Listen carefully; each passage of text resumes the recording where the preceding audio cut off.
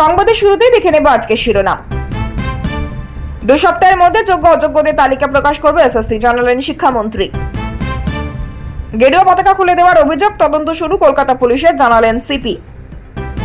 প্রবল বৃষ্টিতে লন্ডভন্ড বিহার, গত 48 ঘন্টায় বজ্রপাতে মৃত্যু বেড়ে 64।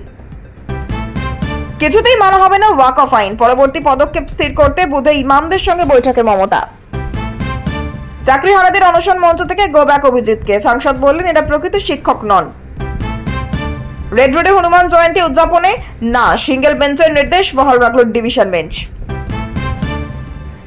10 দিন পরে প্রকাশ করা হবে যোগ্য অযোগ্যদের তালিকা। আগামী 21 এপ্রিল এসএসসি ওয়েবসাইটে প্রকাশিত হবে সেই তালিকা।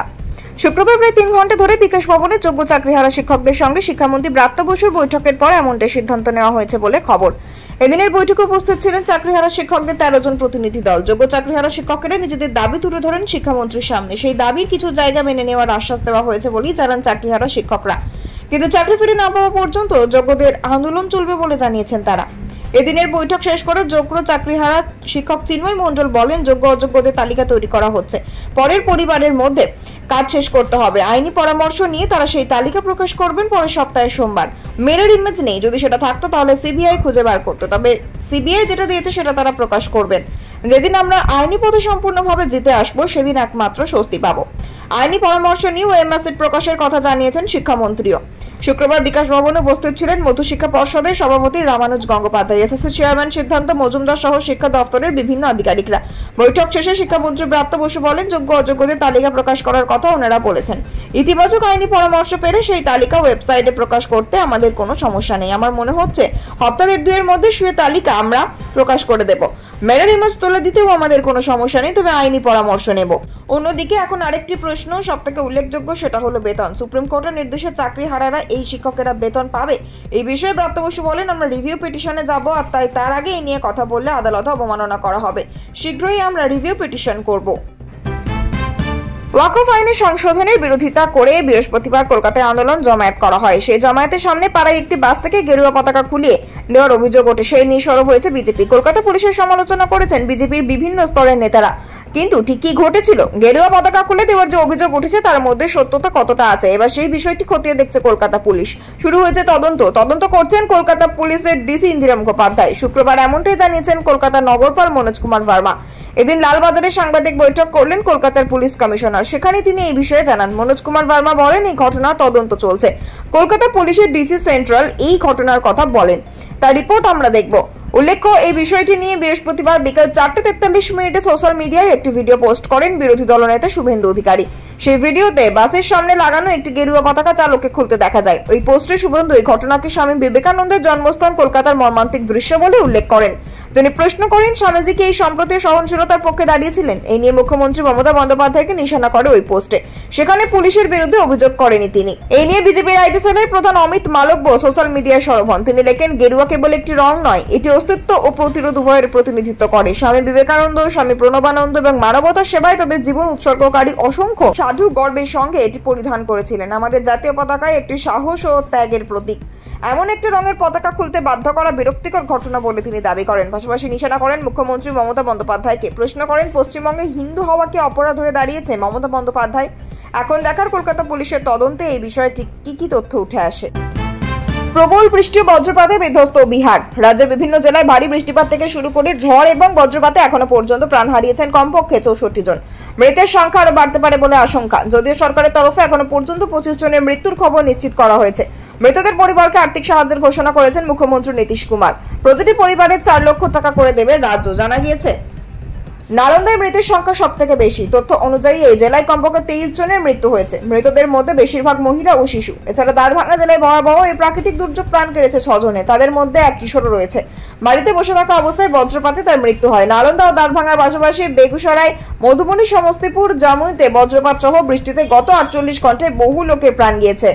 তথ্য বলছে, বেগুসরাইয়ে 5 জন, মধুবনীতে 4 জন, জামুইতে 3 জন, সমস্তিপুরে 2 জন, পাটনায় 3 জন, গয়ায় 3 জন, ভোজপুরে 5 জন, আরাবিয়া, জহানাবাদে, আরবাল এবং মুজাফফরপুর জেলায় 1 জন করে মৃত্যু হয়েছে। ভয়াবহ এই ঘটনায় গভীর শোক প্রকাশ করেন মুখ্যমন্ত্রী নীতিশ কুমার। ক্ষতিগ্রস্তদের পাশে থাকার বার্তা দেন তিনি। বিশেষজ্ঞদের মতে জলবায়ু পরিবর্তনের প্রভাবে বিহারের এই অবস্থা। প্রচন্ড গরমের মধ্যে আবহাওয়া তার রূপ পরিবর্তন করেছে। আবহাওয়ার এই রূপ পরিবর্তন হওয়ার আগে অনুধাবন করা বেশ কঠিন। এই প্রথম নয়, গত কয়েক বছরে বজ্রপাতের কারণে এভাবেই মৃত্যু মিছিল দেখেছে বিহার। কেন্দ্রের ওয়াকফ সংশোধনী আইন যে মেনে নেওয়া হচ্ছে না তা আগে জানিয়েছেন মুখ্যমন্ত্রী মমতা বন্দ্যোপাধ্যায়। রাজ্য জুড়ে কেন্দ্রের এই সিদ্ধান্তের বিরোধিতায় বিক্ষোভ চলছে। এরই মধ্যে আগামী বুধবার নেতাজি ইনডোর স্টেডিয়ামে ইমাম জিনো সমাজের বিশিষ্টদের নিয়ে বৈঠকে বসতে চলেছেন মুখ্যমন্ত্রী। তৃণমূল সূত্রের খবর, সেখানে সংখ্যালঘু মুসলিম সমাজের কাছে ওয়াকফ আইনের বিরুদ্ধে পরবর্তী পদক্ষেপের বার্তা দেবেন তিনি। নয়া ওয়াকফ আইনের নিয়ে তৃণমূল কংগ্রেস প্রতিবাদ জানিয়েছে, সাংসদের ঝড় তুলেছে। বাংলা জুড়ে চলছে লাগাতার ওয়াকফ প্রতিবাদ। কেন্দ্র জোর আইন পাশ করিয়েছে। এই অভিযোগে ক্ষুব্ধ সংখ্যালঘু সমাজ প্রতিবাদে রাস্তায় নেমেছে। শুক্রবারও রাজ্যের বিভিন্ন জেলায় বিক্ষোভের খবর মিলেছে। কোথাও কোথাও যথেষ্ট উত্তপ্ত পরিস্থিতি। তৃণমূলের পক্ষ থেকে বারবার এ নিয়ে বিজেপির প্ররোচনায় পা না দেওয়ার আবেদন জানানো হয়েছে। এ বিষয়ে রাজ্য শাসক দলের স্পষ্ট অবস্থান, যেভাবে ধর্মীয় আবেগে আঘাত দিয়ে কেন্দ্রীয় সরকার এই বিল পাশ করিয়েছে, তৃণমূল তা প্রতিবাদ করলেও কেন্দ্র শোনেনি। মুখ্যমন্ত্রী বলছেন, এর খারাপ দিকগুলি বাংলায় বাস্তবায়িত হতে দেবেন না। তাই সংখ্যালঘু সমাজের কাছে তৃণমূলের আবেদন, প্রতিবাদ গণতান্ত্রিকভাবে করুন। এমন কোনো কাজ করবেন না, এমন কোনো উগ্রতা দেখাবেন যা হিংসাত্মক ঘটনার প্ররোচনায় পা দেবেন না, যাতে বিজেপি আবার তা নিয়ে নতুন করে ইস্যু তৈরি করতে পারে। শাসক শিবিরের দাবি, বিজেপি চাইছে এতে প্ররোচনা দিয়ে সাম্প্রদায়িক অশান্তি বাঁধাতে। তাতে প্ররোচিত হয়ে এমন কোনো উগ্র আন্দোলন করবেন না যাতে মানুষের অসুবিধা হয়, মানুষ বিরক্ত হন। তৃণমূল নেতৃত্বের আবেদন, মুখ্যমন্ত্রী 16 এপ্রিল এই ইস্যুতে বৈঠক ডেকেছেন। তার উপর আস্থা রাখুন, তিনি নিশ্চয়ই পরবর্তী লড়াইয়ের দিশা ঠিক দেখে নেবেন। চাকরিহারাদের পাশে দাঁড়িয়ে গত দুদিন ধরে এসএসসি ভবন চত্বরে যাচ্ছেন বিজেপি সাংসদ অভিজিৎ গঙ্গোপাধ্যায়। শুক্রবারও গিয়েছিলেন, কিন্তু এদিন কিছুটা অস্বস্তিতে পড়তে হলো তাকে, কারণ আন্দোলনকারীদের পক্ষ থেকে তাকে দেওয়া হলো গো ব্যাক স্লোগান। যদিও অভিজিৎ মনে করছেন যারা তার বিরুদ্ধে স্লোগান দিয়েছে তারা আদতে চাকরিহারা নন, তারা এসইউসি সিপিএম পার্টির দালাল। গত বুধবার এসএসসি চেয়ারম্যানের সঙ্গে দেখা করেছিলেন অভিজিৎ গঙ্গোপাধ্যায়। ওয়েমার সেটের মিরর ইমেজ প্রকাশের দাবি জানান তিনি। এদিন রাজ্য সরকারকে 2 ঘন্টার ডেডলাইন দেন বিজেপি সাংসদ। বলেন, এই সময়ের মধ্যে যদি রাজ্য এসএসসিকে এই নিয়ে বিষয়ে নির্দেশিকা না পাঠায় তাহলে বোঝা যাবে চাকরি ফেরানোর ইচ্ছে নেই তাদের। পরবর্তী ক্ষেত্রে বৃহত্তর আন্দোলনের হুঁশিয়ারি দিয়েছেন তিনি। তবে গো ব্যাক স্লোগান নিয়ে ক্ষোভ উগরে দেন অভিজিৎ গঙ্গোপাধ্যায়। সিপিএমকে নিশানা করে তার বক্তব্য, আন্দোলনের দখলদারি নিতে চায় তারা। মনে করে সব আন্দোলন তারাই করবে। আর যে আন্দোলনেও যখন গেছিলাম তখন আমাকে গো ব্যাক বলা হয়েছিল। এখানে কিছু দালাল হাজির হয়েছে। আমার মনে হয় না তারা প্রকৃত শিক্ষক, শুধু দালালি করতে হাজির হয়েছে। বিজেপি সাংসদের সাফ কথা, এইসব স্লোগান দিয়ে কোনো লাভ নেই। তিনি রাত 12টা পর্যন্ত থাকতে পারেন। কে কত স্লোগান দেবে তিনি দেখবেন। তাদের স্লোগানে কিছু যায় আসে না। তারা কেউ নন এই আন্দোলনের। অভিজিতের কথাই, এদেরকে আমি পিঁপড়ের চেয়ে বেশি গুরুত্ব দিই। বৃহস্পতিবারই এসএসসি ভবনের সামনে থেকে অভিজিৎ গঙ্গোপাধ্যায় বলেছিলেন, মিরর ইমেজ যে প্রকাশ করা যায় তা স্পষ্ট, কিন্তু কেন এখনো প্রকাশ করা হচ্ছে না সেই প্রশ্ন থেকে যাচ্ছে। রাজ্য সরকার যে সদিচ্ছা প্রকাশ করছে না এটাও পরিষ্কার। এই চাকরিহারাদের উদ্দেশ্যে তার বক্তব্য ছিল, ভয় পেয়ে সরে গেলে চলবে না, লড়ে যেতে হবে। আমরা সবাই একসঙ্গে লড়বো। বৃহস্পতিবার অনশন শুরু করেছেন চাকরিহারাদের একাংশ। তাদের বক্তব্য, এসএসসি চলছে যে তাদের কাছে মিরর ইমেজ আছে আর তারা তা প্রকাশ করতে পারে, কিন্তু কবে করবে, আদেও করবে কিনা তা নিয়ে কোনো নিশ্চয়তা হয়নি।